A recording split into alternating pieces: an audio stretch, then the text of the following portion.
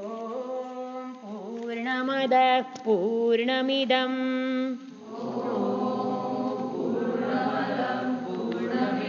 पूर्णात् पूर्णमुदच्यते पूर्णस्य पूर्णमादाय पूर्णमेवावशिष्यते मनोबुद्धि अहंकार चित्तानि नाहम्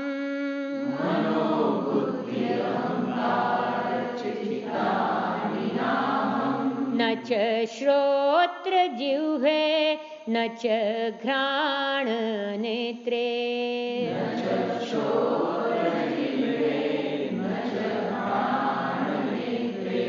न च व्योमभूमिर्न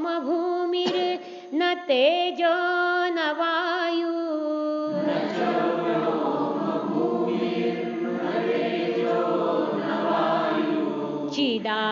चिदानन्दरूप शिवोऽहं शिवोऽहम्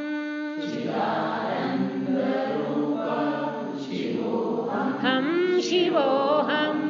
चिदानन्दरूप शिवोऽहं शिवोऽहम्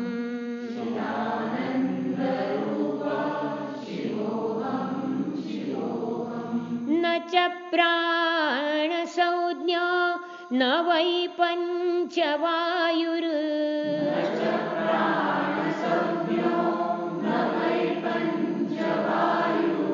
न वा सप्तधातुर्न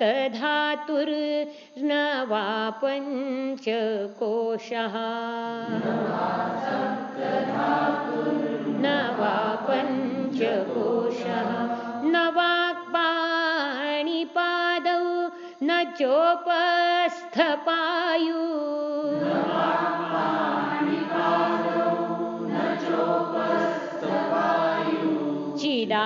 चिदानन्दरूप शिवोऽहं शिवोऽहम् हम शिवोऽहं चिदानन्दरूप शिवोऽहं शिवोऽहम्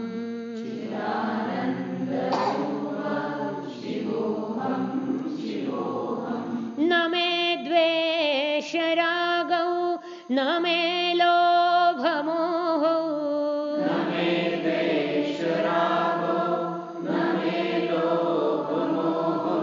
मदो नैव मे नैव मात्सर्यभावः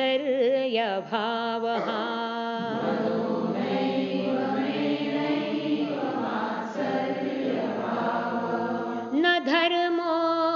न चार्थो न कामो न मोक्षः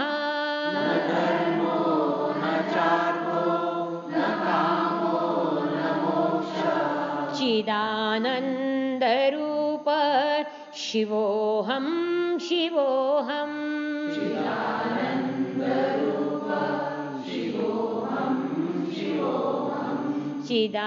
चिदानन्दरूप शिवोऽहं शिवोऽहम्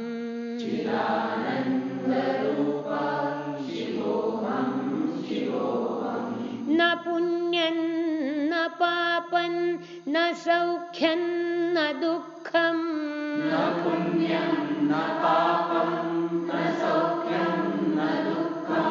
न मन्त्रो न तीर्थं न वेदा न यज्ञः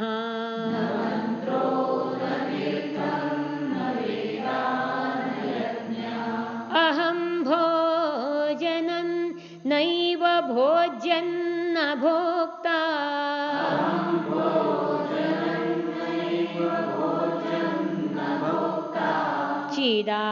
चिदानन्दरूप शिवोऽहं शिवोऽहं चिदानन्दरूप शिवोऽहं शिवोऽहं चिदानन्दरूप शिवोऽहं शिवोऽहं न मे मृत्युशङ्का न मे जातिभेदः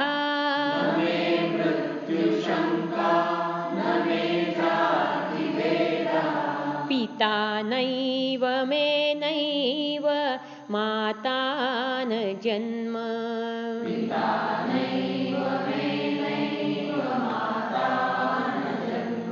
न बन्धुर्न मित्रं गुरुर्नैव शिष्यः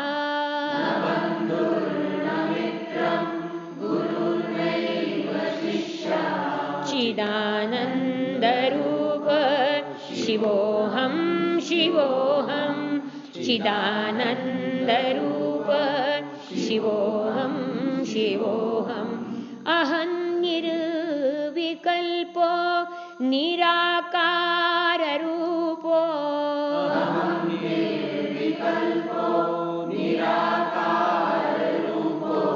विभुर्व्याप्य सर्वत्र सर्वेन्द्रियाणाम्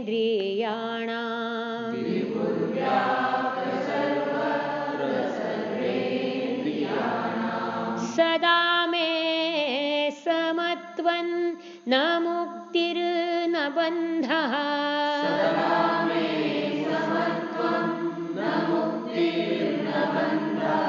चिदानन्दरूप शिवोऽहं शिवोऽहं चिदानन्दरूप शिवोऽहं शिवोऽहं शिवोऽहं शिवोऽहं शिवोऽहं शिवोऽहम्. आपल्या